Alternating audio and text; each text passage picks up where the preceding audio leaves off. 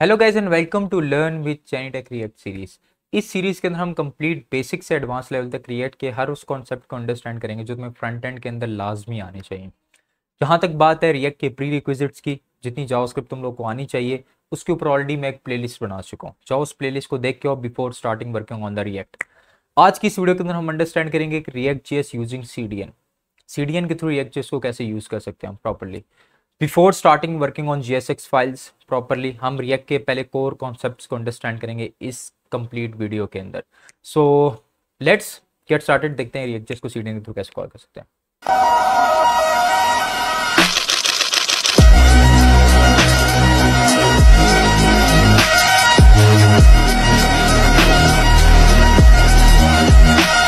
Okay, so let's understand react using CDN हम कैसे call कर सकते हैं। नॉर्मली मैंने रिएक्ट की फाइल ली और उसके अंदर मैंने index.html बनाया। फाइल नहीं, इट्स अ फोल्डर, एक नॉर्मल सा फोल्डर बनाया, उसके अंदर index.html की फाइल जैसे तुम लोग नॉर्मल HTML के अंदर कोड करते हो उसी तरह जस्ट यहाँ पे लाया मैं और यहाँ पे I just create a root div, एक डिव क्रिएट की जिसको मैंने नाम रख दिया रूट। अब मैं चाहता क्या हूं, अब मैं ये चाहता हूं कि पहले मैं नॉर्मल जीएस के थ्रू तुम्हें एलिमेंट्स क्रिएट करके दिखाऊं और फिर बाय यूजिंग रिएक्ट को कॉल करके रिएक्ट के थ्रू हम कैसे कंपोनेंट्स क्रिएट कर सकते हैं उस चीज को अंडरस्टैंड करते हैं इसके अंदर।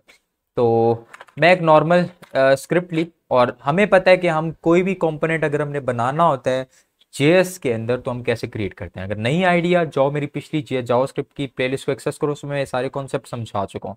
तो I just create a one variable h1 और मैंने यहाँ कर दिया डॉक्यूमेंट डॉट क्रिएट एलिमेंट और मैंने क्रिएट एलिमेंट करके h1 को क्रिएट कर दिया। इसके अंदर किसको क्रिएट कर दिया मैंने, एक h1 को क्रिएट कर दिया। इसके अंदर नॉर्मली मैंने एक h1 नाम का वेरिएबल लिया और डॉक्यूमेंट डॉट क्रिएट एलिमेंट के थ्रू एक h1 को क्रिएट कर दिया। यहाँ पे अगर तुम्हें इस चीज का आइडिया नहीं है क्या लिखा हुआ है, इसका मतलब तुम्हें जावास्क्रिप्ट की नो हाउ नहीं है। जाओ उस प्लेलिस्ट को देख के और तब इसको आगे कंटिन्यू करो। मैंने एक h1 को क्रिएट किया। h1 के अंदर हम क्या लेते थे, इनर HTML करके टेक्स्ट को क्रिएट करते थे इसके अंदर और आई जस्ट राइट हेलो जेनीटेक, ऐसे ही करते थे ना जावास्क्रिप्ट के थ्रू। तो यहाँ पे जाके मैं इसको रूट के अंदर अपेंड कर दूंगा, तो उसके लिए सबसे पहले रूट को भी मुझे उठाना पड़ेगा। Constant root equals to document dot get element by ID root. Get element by ID के थ्रू मैंने क्या किया, रूट को फेच किया यहाँ से और इस रूट वाले वेरिएबल के अंदर सेव करवा दिया। और मैं जस्ट यहाँ पे क्या करता हूँ, रूट डॉट अपेंड चाइल्ड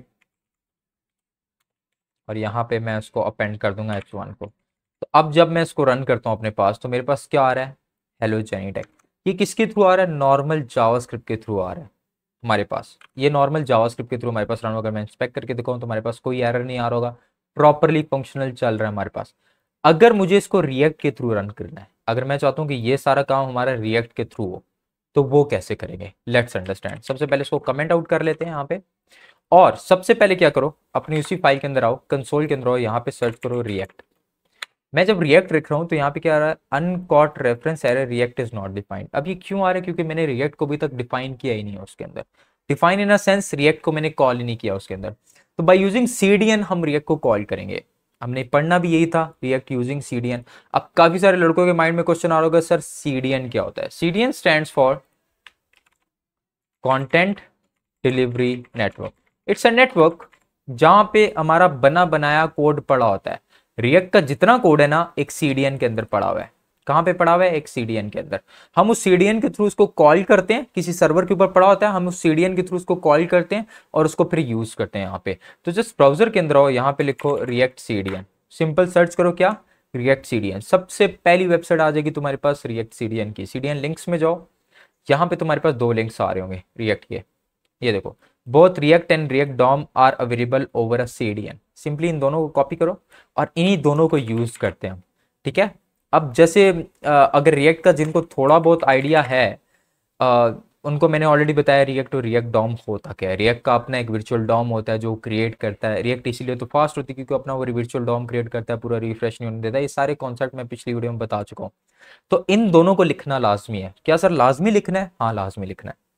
अगर तुम रिएक्ट नेटिव पे काम कर रहे हो मोबाइल ऐप डेवलपमेंट के लिए तो सिर्फ इसको भी कॉल करोगे, that is more than enough. ये रिएक्ट डॉम, ये देख रहे हो यहाँ पे पैकेज बता रहे तुम्हें, ये रिएक्ट डॉम है। ये नॉर्मली बता रहा होता है कि मैं वेब के लिए हूं, यही डिफाइन कर रहा होता है कि हम वेब के लिए रिएक्ट को यूज करें, फर्स्ट थिंग। अच्छा, तो सर ये पहला जो है ये क्या है, ये जो पहला सीडीएन हमारे पास, मैं इसको जो क्लोज करता हूँ, इसको जो जूम इन करता हूँ ताकि तुम्हें नजर आए, ये जो पहला हमारे पास सीडीएन है, ये जो पहले वाला सीडीएन है, इसका काम क्या है, ये रिएक्ट की कोर फाइल्स होती हैं, इसको कहते हैं रिएक्ट कोर।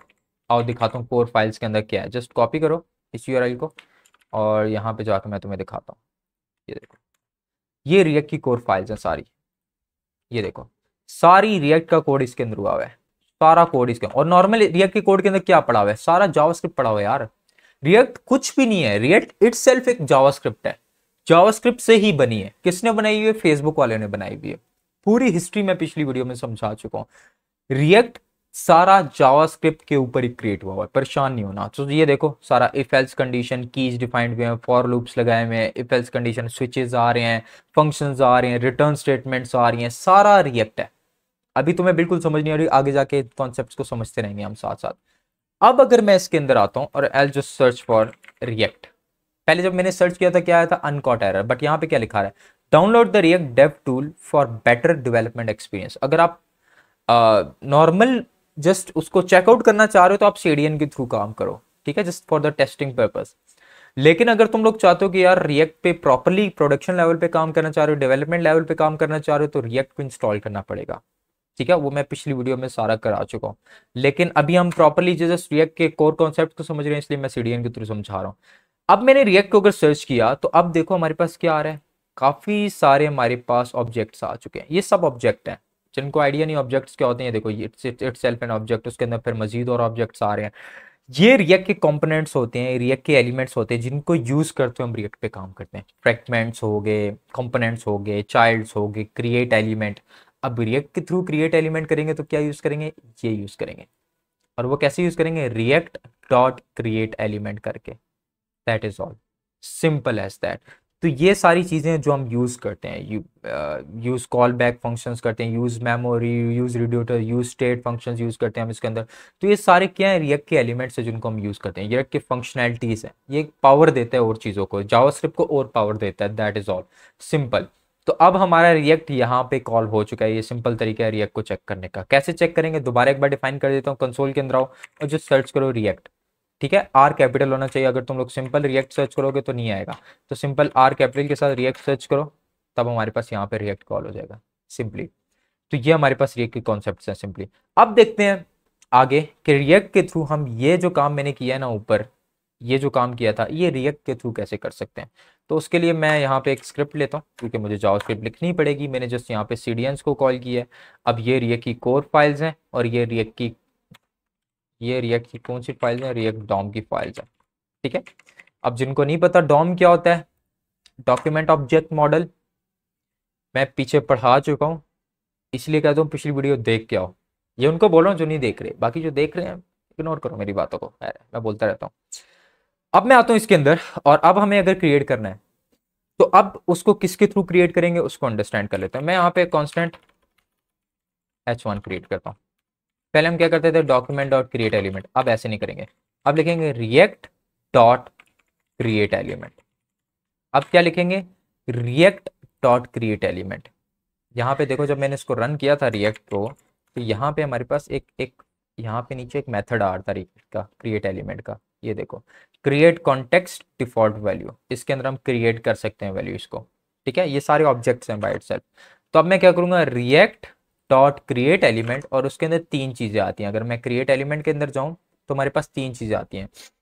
सबसे पहले आएगा कौन सा एलिमेंट क्रिएट करने जा रहे हैं, हेडिंग क्रिएट कर रहे हो तुम लोग, पैराग्राफ क्रिएट कर रहे हो, क्रिएट क्या करने जा रहे हो।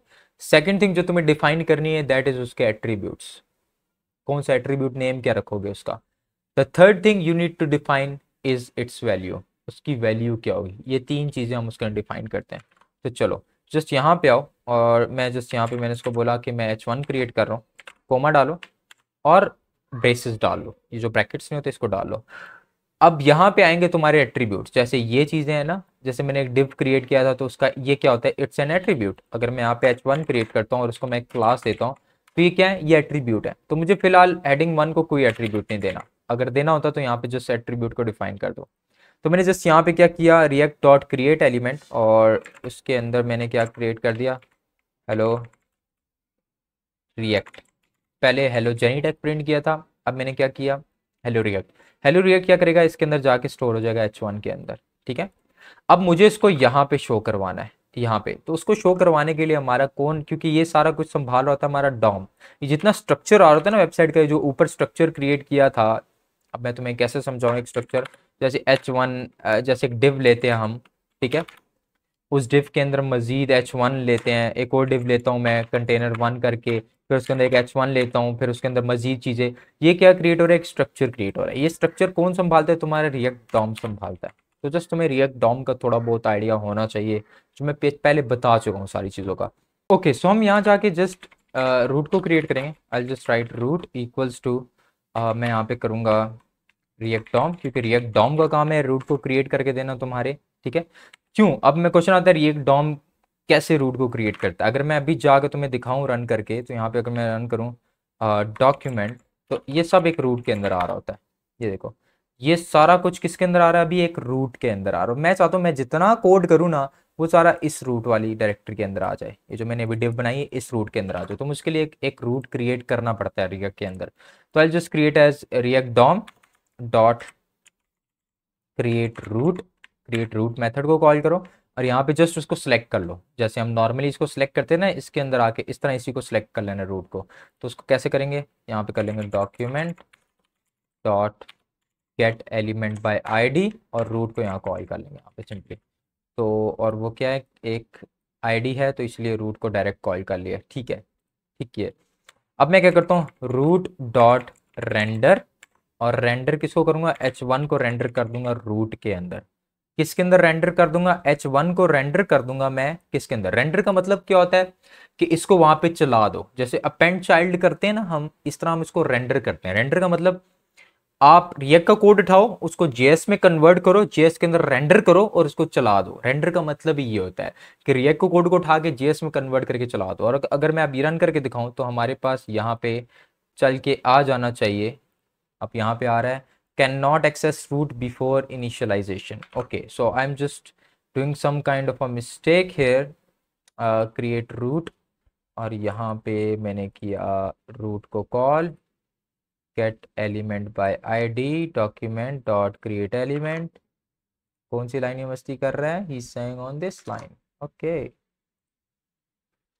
आईडी, आईडी के थ्रू कॉल कर रहा है, तो इसको डबल कोट्स के अंदर रखना पड़ेगा। आई थिंक डबल कोट्स के अंदर रखना पड़ेगा, दैट्स वाई।